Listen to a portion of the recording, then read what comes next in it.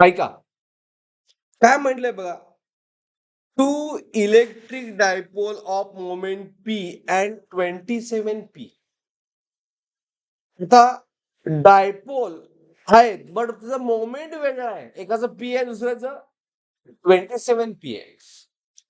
Place on a line with their centre 20 centimetre apart. Their dipole moment are in opposite direction. At which point electric field will be zero between dipoles from center of dipole of moment P. म्हणजे ह्या problem काय दिलंय.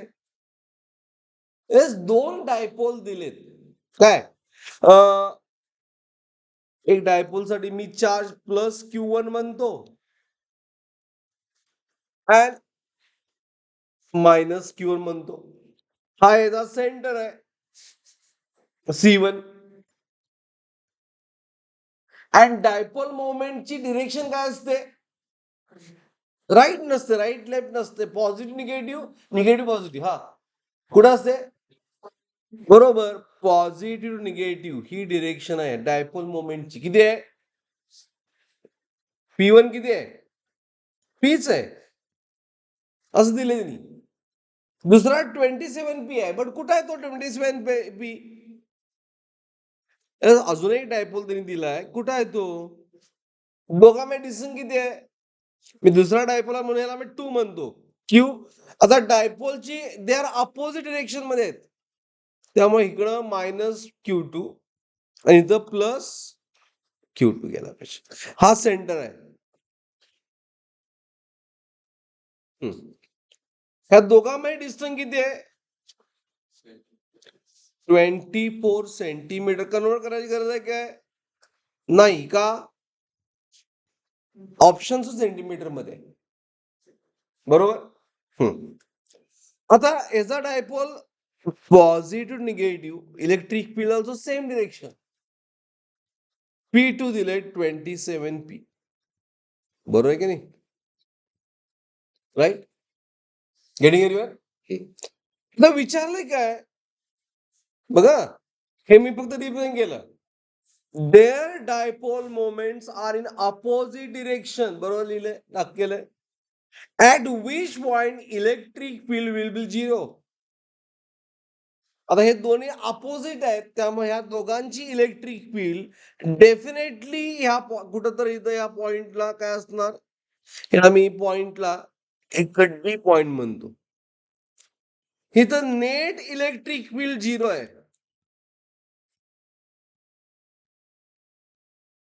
Zero हा point कुठे आहे. X distance from C1. मग C2 पासून किती असणार डिस्टन्स. C1 पासून जर एक्स असेल तर C2 पासून किती असणार एक्सच.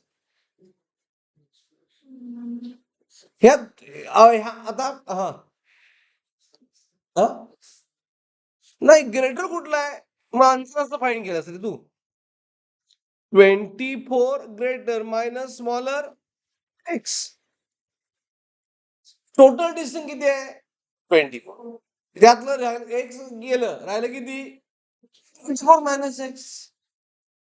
Is it clear. ओके हे झालं रिप्रेझेंटेशन. घ्या मग त्यासाठी काय सॉल्व्ह करायचंय.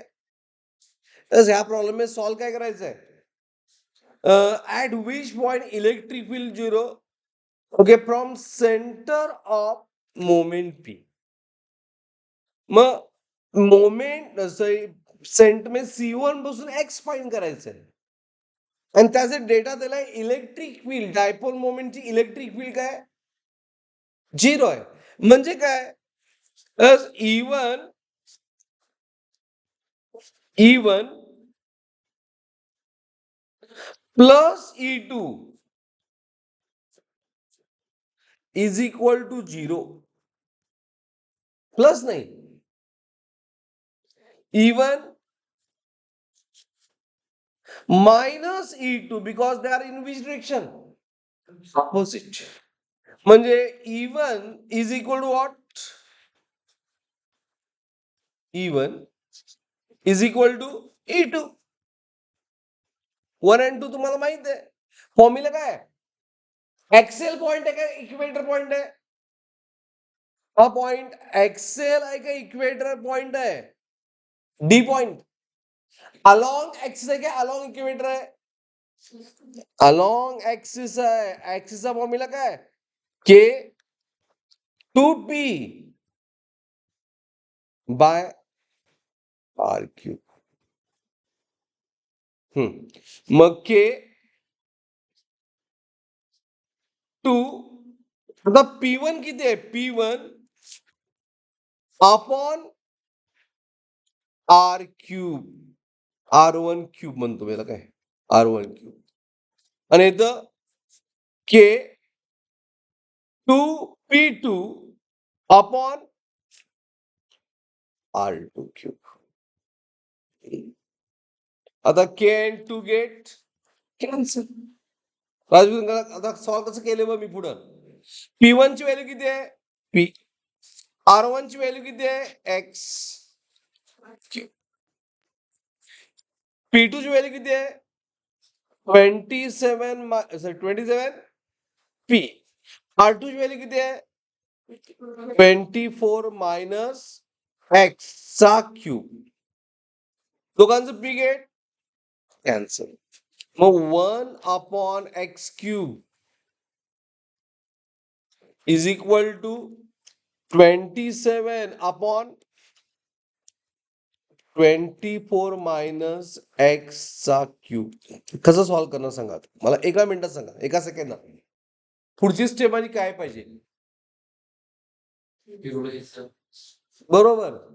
म्हणजे पहिल्यांदा मी इथं लिहिलं 24 मायनस एक्स क्यूब आणि इथं 27 एक्स क्यूब. दोन्ही ब्रॅकेट सॉल्व्ह करायची गरज नाही. क्यूब रूट घ्या. 24 मायनस एक्स आणि 27 चा क्यूब किती? 3 चा क्यूब 27. मी काय आलं? 24 is 3x plus x. So 24 is 4x. तर x किती झालं? 4 6 6 कळालं एव्हरीवन?